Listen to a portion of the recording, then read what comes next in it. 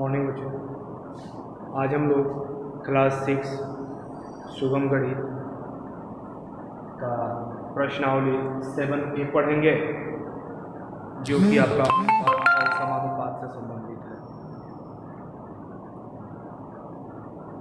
जैसे कि आप जानते हैं कि इस सारे एक्सरसाइज का प्रत्येक क्वेश्चन का सॉल्यूशन मैंने आपको व्हाट्सएप पर पहले ही भेज दिया है, और इधर हाल फिलहाल में फर्स्ट टर्म में जितना आपको 15-16 एक्सरसाइज जो पढ़ना है, उन सारे एक्सरसाइज को मैंने आपके व्हाट्सएप पे भेज दिया है। इसलिए आप क्या करेंगे कि उन सारे एक्सरसाइज का फेयर पूरा कर लेंगे, या ताकि आपका फर्स्ट टर्म का फेयर कंप्लीट हो गया। जब स्कूल खुलेगा तो उस समय हम लोग उस लेसन का फिर से रिवीजन करेंगे, क्योंकि फेयर ऑलरेडी मेरा कंप्लीट हो चुका है। तो उस समय आसानी रहेगा कि कम समय में हम लोग ज़्यादा काम करेंगे।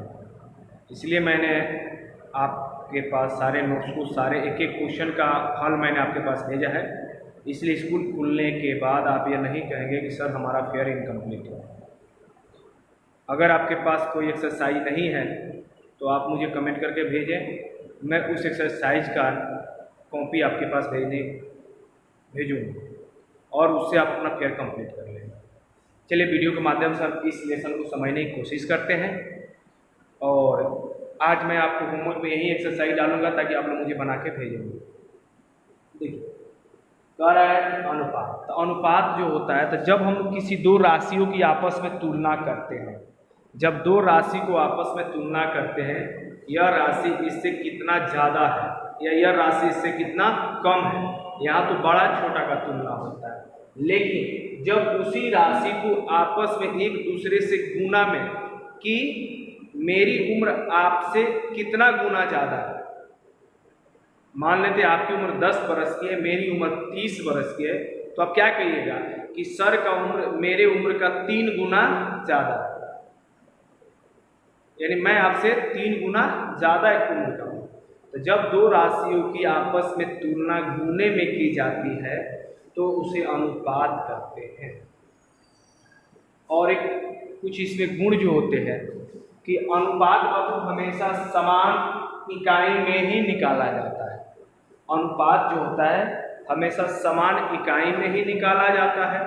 जैसे कि अगर किलोमीटर में है तो किलोमीटर में ही निकाला जाएगा, मीटर है तो मीटर को मीटर के साथ निकाला जाएगा, सेंटीमीटर तो सेंटीमीटर के साथ, लीटर है तो लीटर के साथ निकाला जाता है, घंटा है तो घंटा के साथ, मिनट है तो मिनट के साथ, सेकंड है तो सेकंड के साथ। ऐसा नहीं कि एक पद आपको दिया है घंटा में और दूसरा पद दे दिया है सेकंड में, तो आप क्या कीजिएगा कि 5 घंटा और 5 सेकंड का आप लोग निकाल दीजिएगा। ऐसा नहीं होगा। या तो इस घंटा को पहले हम किस में बदलेंगे, सेकेंड में, या सेकेंड को बदलेंगे घंटा में। जब दोनों राशि एक समान हो जाएगी तभी हम उसको सरल करेंगे। तीसरा पॉइंट वो मैंने दिया है, अगर दी गई राशि समान इकाई में नहीं है, तो जैसे यही राशि समान इकाई में नहीं है, घंटा में और क्या सेकेंड में, तो जब समान इकाई में नहीं रहती है तो सबसे पहले हम उसको क्या करते हैं, समान इकाई में बदलते हैं। समान इकाई में बदलने के बाद ही हम उसको सरल करते हैं। तो अनुपात में इस बात को ध्यान रखना है कि अनुपात हमेशा समान इकाई में ही निकलेगा। अगर समान इकाई नहीं दी हुई है तो सबसे पहले आप क्या करेंगे, उसको समान इकाई में बदल लेंगे। यहाँ तक तो आपको अच्छी तरह समझ में आया होगा। अब हम चलते हैं अभ्यास की तरफ। देखिए अभ्यास का पहला क्वेश्चन कह रहा है, एक महिला की दैनिक मजदूरी। तो महिला की दैनिक मजदूरी कितनी है भाई, 15 रुपया 75 पैसा। जबकि एक बालक की मजदूरी है 12 रुपया 50 पैसा। ये दोनों की दैनिक मजदूरी है, और कह रहा है अनुपात निकालने के लिए। देखो एक दो क्वेश्चन अच्छी तरह समझ लेंगे, बाकी सारे क्वेश्चन को आप समझ जाइए। तो मैंने क्या बोला आपको कि समान पद में इकाई होनी चाहिए। तो देखिए ये रुपया और पैसा है, रुपया पैसा, या तो सबको पैसा में बदल दीजिए अंत सबको रुपया में बदल देंगे। तो हम इसको लिख सकते हैं 1575 पैसा, और इसको लिख सकते हैं 1250 पैसा। कहिए सर ऐसा क्यों?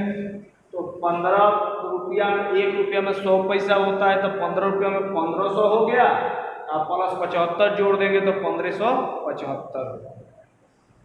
अब इसके अनुपात हम निकाल सकते हैं 1575 पैसा बट्टा 1250 पैसा। देखो पैसा से पैसा कट जाएगा, इसको आप हल करेंगे, हल करने के बाद आपका छोटा मान आएगा। तो इस तरह से दी गई सारे क्वेश्चन को सबसे पहले उसमें जो दी गई है उसको आप लिख लेंगे। देने के बाद देखेंगे क्या आपसे पूछा जा रहा है, पूछने के बाद आप देखें कि आपके पास कोई अंक है जो बदलना है, और अगर समान पद में है, समान इकाई में है, तो भिन्न के रूप में लिख के उसको हल करें। तो इस तरह से आप इस क्वेश्चन को बना सकते हैं। 2 नंबर वाला क्वेश्चन कह रहा है कि सरलतम रूप में लिखें। फिर वही बात आ गई, इसका 2 नंबर हम देखते हैं। 6 मीटर 48 cm का 8 मीटर 10 cm से 6 मीटर 48 cm का 8 मीटर 10 cm से अनुपात निकालना। तो यहाँ देखिए ये मीटर में, सीएम में है, मीटर में और सीएम में है। तो मैंने अभी पहले क्वेश्चन में क्या बताया था कि आप समान इकाई में बदलेंगे। तो क्या हम इसको नहीं लिख सकते हैं 6 मीटर में 1 मीटर में 100 cm, 6 मीटर में 600 cm, अब प्लस 48, 648 cm बट्टा 8 मीटर में 800 और 10 मीटर में 810 cm। cm से cm कट गया, 648 बट्टा 810। इसको हल करेंगे, यह सरलतम रूप में आएगा। इसका नोट्स ऑलरेडी आपके पास है, इसलिए पूर्ण रूप से इसको नहीं बना रहे हैं, आपको क्वेश्चन को समझा के छोड़ दे रहे हैं। अगर इसके बावजूद नहीं आता है तो आप मुझे कमेंट करेंगे, मैं फिर से बना के आपके पास भेजूँगा। इसी प्रकार वो कह रहा है 3 नंबर क्वेश्चन, एक आयत की लंबाई 42 मीटर, चौड़ाई 30 मीटर है, तो लंबाई और चौड़ाई का अनुपात निकालना है। तो 42 बट्टा 30 कर देंगे भाई, लंबाई 42 है और चौड़ाई 30 है, तो 42 बट्टा 30 नहीं कर देंगे और इसको कटा दीजिएगा।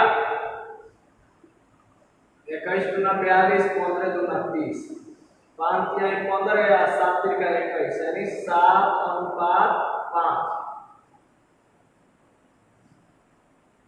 उसके बाद कह रहा है किसी परीक्षा में 117 परीक्षार्थियों में से 65 असफल होते हैं। तो कुल छात्र हमारे पास कितने हैं? 117, जिसमें 65 असफल होते हैं। तो सफल कितने हो गए जी?